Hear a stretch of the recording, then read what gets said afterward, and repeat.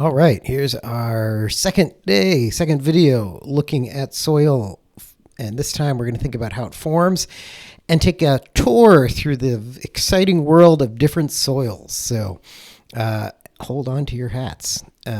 So first things first, we're thinking about how soil forms. So soil formation, it shouldn't surprise you, is this process that incorporates both weathering and organic processes and is strongly controlled by climate. So the composition of your soils is dictated by the material that you start with. So in this sequence on the left here, you have some sort of bedrock that is being broken apart by weathering. It's disintegrating, and the types of soils you get is going to depend on the rocks that you start with. So a rock like a basalt produces a lot of clays because it has a lot of feldspar, which is a mineral that when it breaks down forms clays. But something like a quartzite or a sandstone, which is full of quartz, makes sandy soils. And then even when we think about the different minerals that those soils are going to be forming from, they will break down at different rates. Remember we talked about Goldlick series and the difference between minerals that can persist in chemical weathering versus those that break down easily. So calcite, halite, olivine, things like that break down easily, but things like quartz stick around. So this composition of that I don't want to use the word protolith, that will get confusing. The composition of this parental material is really important for dictating the kind of soil that you end up having. Now, climate, of course, is going to play a big role. The more rainfall, the higher temperatures, the more catalyst and ability we have to create these reactions that break down the rocks to make soils. Dry climates will sometimes produce loess, which is wind-blown dust. So you create soils and then they get blown away. So that loess is a material that you can transport nutrients through windblown material, but that's in dry climates. Most of the time, if you want to have rapid soil production, you want rainfall, you want higher temperatures, and you want biological activity. So plants will help break down rocks. Microorganisms will make the material in the soils accessible. And then animals and humans. Humans, of course, play a big role in what happens to soils based on how we use it or how we expose fresh rock at the surface. So soil formation requires this biological activity. The soils that you get, the older that they are, likely the fewer nutrients they had. They've been leached out by water. So you get this evolution of soil where a simple soil, like in panel 2, might have a lot of regolith, the broken up weathering material, and only a sea horizon, which we'll talk about in a second. But then as time goes on, you develop different horizons in the soil. And eventually, if you produce a soil but don't add anything else to it, the soil becomes poorer and poorer. So time can be a big influence on what kind of soils you get. And then finally, topography. So you have soils developing on a hill. They might not have as much water as a lower area because the runoff of all that water.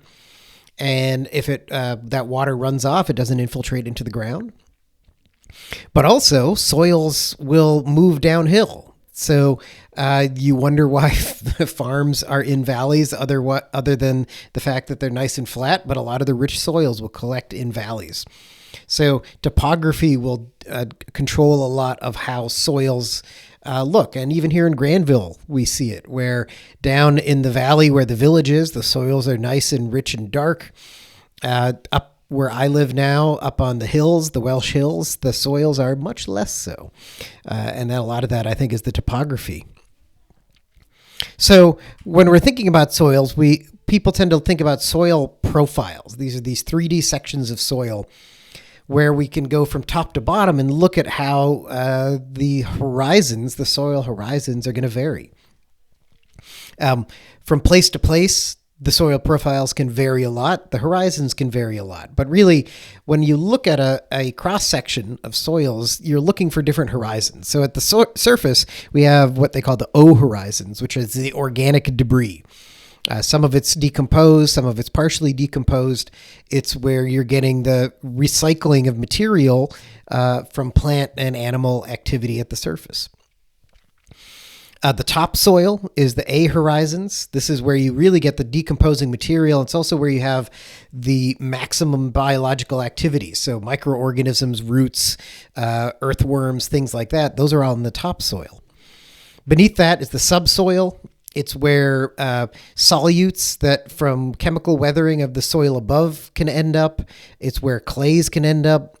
It's the B horizons, and it's also where you find regolith, pieces of that breaking rocks that are breaking down that are coming from the section beneath it, which is rock, which has two potential horizons. One is the partially weathered rock, which is the C horizon, and one is the R horizon, which is just bedrock, solid bedrock. It might have cracks in it as it's beginning to break down.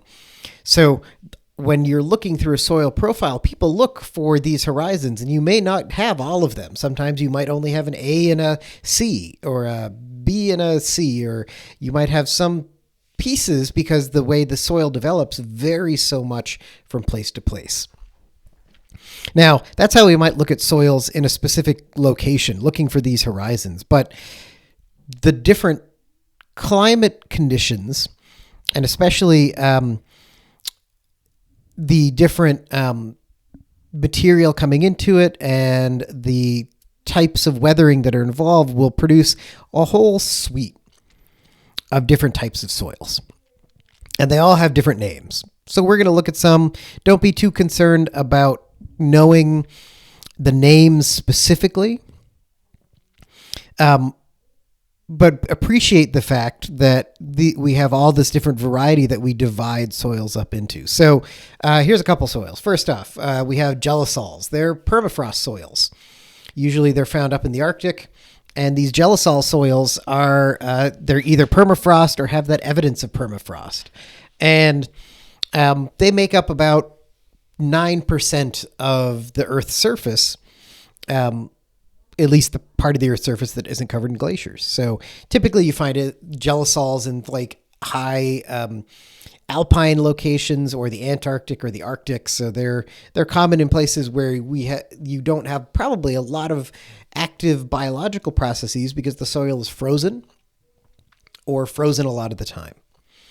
Histosols are almost the opposite end of the spectrum. The upper parts are really full of organic material. They're made in bogs and moors and peatlands and fens, lots of leaves and mosses and grasses, and they decompose relatively slowly compared to the accumulation. So because they accumulate, the microbial activity is relatively low because of the fact that they're water saturated a lot of the time.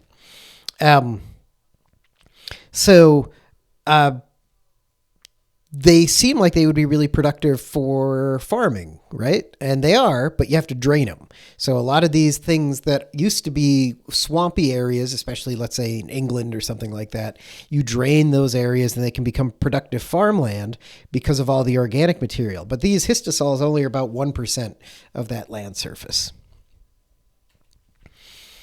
Spotosols have very distinct layering. They have a dark organic layer, a gray layer on top of it, and then a sort of rusty colored horizon underneath that. And this is what's happening when you have a lot of leaf litter, or especially pine needles, and a lot of rainwater falls on it, and it produces sort of a whole suite of organic acids that then leach out iron and aluminum and other organic matter from the topsoil and from that gray layer, and bring it down into the B horizon, that the rusty colored area. There tend to be pretty coarse, sandy layers, and they're not particularly great for farming. They have low fertility because because they're so sandy, you lose a lot of the nutrients, and they tend to be pretty acidic. And they're about 4% of the land surface of the earth. The andisols are produced through weathering of volcanic material. That means that you're going to get a lot of clays in them, so they can hold a lot of nutrients and water. So the clays that are being produced and allow for the nutrients and water to be held mean that you have productive and fertile soils. So you need to have water to produce the weathering to make these clays. But they also tend to be very productive, as I was saying. They're very productive soils. And the places you want to kind of associate these things is maybe something like Hawaii, Indonesia, places where you have volcanic activity that then converts to soils. And I, of course, associate all of that with where they grow coffee. So these are soils that are productive, but they're fairly rare. They're only about 1% of the land surface. Oxisols are tropical or subtropical soils. They've seen a lot of leaching. They're old soils. They have low nutrient levels. You have to really fertilize them if you want stuff to grow in them, but otherwise they're full of iron oxides, quartz, and clays. So they're soils that you might expect to find in places like Jamaica or Brazil, where you've had a lot of weathering happening. Vertisols are really clay rich, and the clays can shrink and swell often when it gets wet. And that means they get a lot of cracks in them when they dry out. Because of the clays, they hold a lot of nutrients, but because they're so clay rich, the water can't pass through them. So they can be kind of swampy water that's hard to get water to have a lot of ability to permeate through them. And they're usually in places where the underlying material allows you to produce a lot of clays. So this might even be a place where you have volcanic material or metamorphic material that you're producing a lot of clays from the alteration of minerals like plagioclase or micas and things like that. Iridosols are arid soils. They're usually where it's too dry for normal plants to exist. So you don't get a lot of soil production in these locations at all. And you get a lot of soils that have carbonates and gypsums and salts in them, things that you have associated with evaporation. But they're definitely desert soils. They can be found both in hot deserts and cold deserts. So things like the dry valleys of Antarctica have these iridosols. And they cover a fairly significant part of the Earth's surface. About 12% of the Earth's surface are these iridosols that are formed in arid environments that have this accumulation of evaporite minerals in them. Altisols are from humid environments where there's rapid and intense weathering, chemical weathering especially. They might have some nutrients in the top few centimeters, but a lot of them get washed out pretty quickly. I'm not sure what a centimet is. I meant to say centimeter, but that's quite a typo for you. The soils, they're somewhat acidic, and they're not particularly fertile, but it's not surprising that you have in places with rapid humid environments, you'd have really intense weathering that gets you to soils that have been stripped of a lot of their nutrients pretty quickly. Mollisols are produced in prairies and grasslands. So they have dark colored, they're really fertile because you have all of this grass and other prairie plants that die and get reincorporated into the soils to create organic material from both the decaying remains and the roots of all those prairie plants. So here in the Midwest and west of here, mollisols are fairly common. And they usually are found in places that also have like a pronounced dry season as well, because you're going to have that time when the grasses can die off and get reincorporated in it. But the thing that is important is that they're really fertile. They have a lot of organic material. They have a lot of calcium and magnesium. So it's no wonder that that's where we find the bread baskets of the world. Alpha sols are kind of like a altisol, but less so. They're formed in wet areas, humid areas where you leach out a lot of material, but they're a little more fertile because they're formed in forested areas. So you have more recycling of vegetation, and you can retain some of that. And alpha sols are actually fairly common as well. It's about 10% of the land surfaces are alpha sols. Inceptisols are kind of like the inception of soils. They are just a primitive soil formed in lots of different environments and lots of different, they're found in lots of different places. They're about 17% of the Earth's surface are these inceptisols that are just primitive early soils forming from pretty much anything that's sitting around. And finally, an entisol is kind of like the soil with no soil. There's little to no soil development other than a little bit of topsoil. They tend to be places where you have new sediment that's accumulated, maybe in a floodplain or dunes or a landslide or glacial outwash. So this is the entisols or the soils where there isn't a lot of soil development. And that's, again, about 16% of the world is covered by these entisols that are just the places where we don't have much soil to begin with. So there's our little tour of the world of soils. They can be really complicated. Even within a very local area, the soils can vary a lot.